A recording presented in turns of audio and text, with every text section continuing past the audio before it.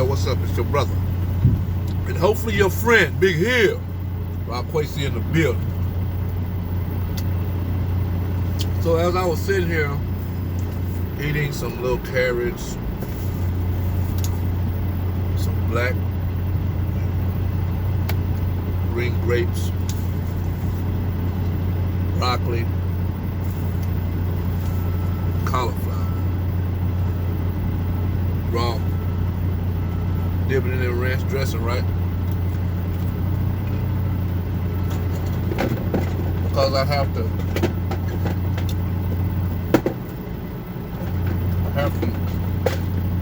change my diet, man, so I can get off this shit here. As I shared with y'all, you know, back in July, my DOT physical came up, and my ass was my blood pressure had gotten back up. I'm trying, you know, got hypertension.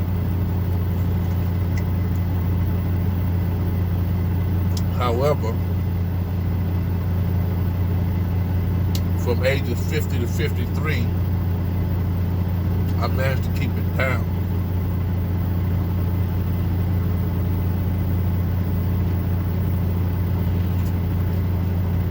Ain't talking about full of cauliflower.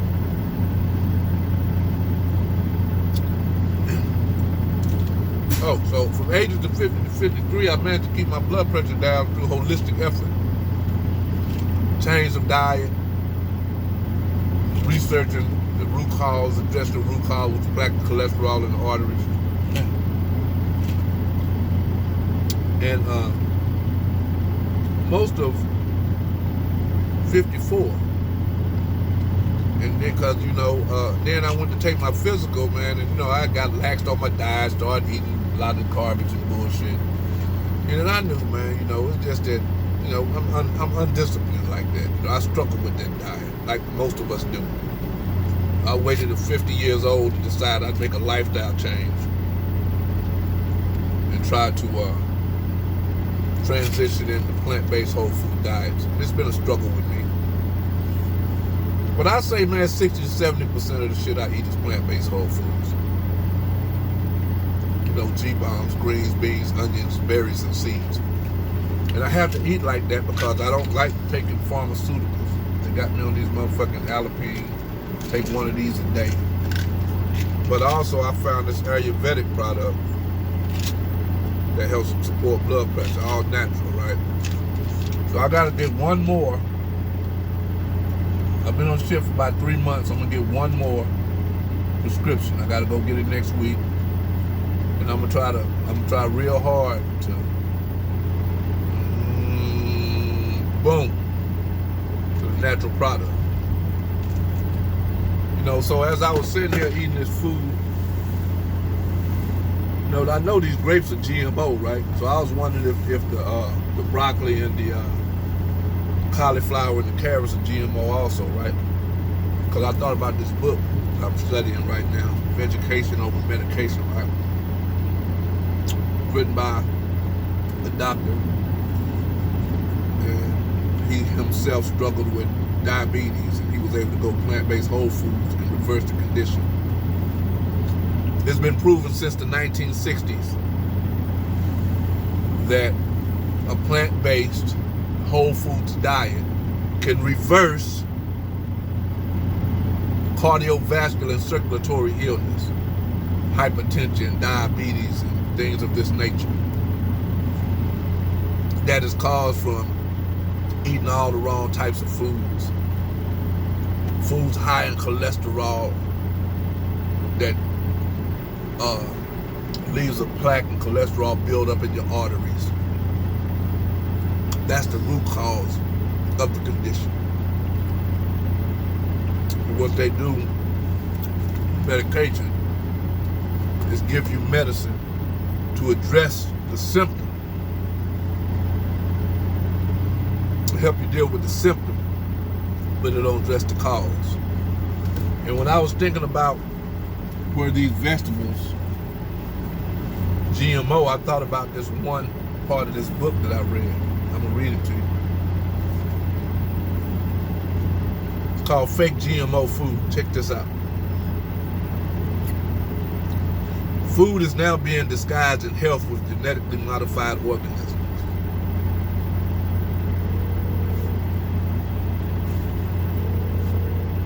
What I call it. The food industry and the American government have assured the people that this synthetic food is safe. Seedless grapes. However, more than 30 European nations have banned this food. And now China, and the largest country in the world, Russia, have produced studies that contradict the data provided by the United States. The legislation protecting the mass use of GMO ingredients in American foods is the Safe and Accurate Food Labeling Act. So, in America, this capitalist-driven society, we eat foods, we are allowed to consume foods that they ban in other countries. They only feed that shit to their citizens. Because they have done the studies on them, and they've done the studies to show that this shit is no good for us. But you know, we are fed the propaganda. And this shit is driven by that dollar. So they don't give a fuck about your body and your health. It's all about that money. The irony of the name called for opponents of GMO to rename the bill to deny the Americans the Right to Know Act. This act was a vendetta against legislation passed in Vermont, Connecticut, and Maine, initially requiring GMO labeling on food labels. So 3 states had passed legislation to require these food corporations to label and let you know if you're eating GMO products, because they know the products are harmful. Now, I guess you ask, why am I eating GMO grapes? Well, hell, that's the only kind I can find. And you know, when the doctor of wellness, the minister of wellness, Nathaniel Jordan, say, man, it's all right to eat them GMO food because eating them grapes is better than eating motherfucking candies and cookies and shit. You know, it's still gonna have a, you know, as long as I ain't just eating them every day, you know, trying to just live on them. But he said, man, you know, it's all right to eat some GMO modified food compared to what you were eating. The donuts, the cookies, the cakes, and the candies and shit, you know, because you want something sweet. So that's why I eat them. And then when I can find seeded grapes, you know, I eat them, I buy them. They didn't have none. I go to the farmer's market where I stay, and sometimes they have seeded, sometimes they don't. Walmart never has seeded. So I go to the farmer's market, and sometimes they do, sometimes they don't. And when I can find them, I eat them. I eat the seeds and everything, you know what I'm saying? So I don't even worry about it anymore. So it says that when they passed this act, the Accurate Food Labeling Act of 2015, now how you pass an act? The food lobbyists go on into the Senate, where's the legislature? The legislature, and they lobby the senators, who are the lawmaking body, and they passed the legislation. Why? Because you had 3 states passing legislation requiring their states to label the food, so they had to beat that. You know, the food lobbyists, the food corporations said, man, if this shit catch on in every state, they'll be labeling our packages, and we'll lose money. So what they did, they went and lobbied Congress and the Senate to pass this act, so people won't know whether the food is GMO or not. Ain't that some shit? That's money right there. That's how money works. They say the act was created to unravel labeling laws that these states had already implemented as public policy. And despite the fact that here in the United States, studies have been mixed as to whether GMOs are safe, the act itself takes away the consumer's right to know whether or not they're eating food that contains GMOs. Check this out. This contradicts a 2012 Mailman Group poll that found 91% of American consumers wanted GMOs labeled. And a recent CBS New York Times poll found that 53% of consumers would not purchase the foods if they were genetically modified. So 9 out of 10 people say, man, they want the motherfucking product labeled. Let us know if GMOs is on there. And half of the people that say they want the products labeled say if they knew they was GMOs, they wouldn't buy them. So that's money. That's a whole lot of money being lost. So what did these lobbyists do? They went to the legislature. They went to the legislative branch of the government, which is the Senate,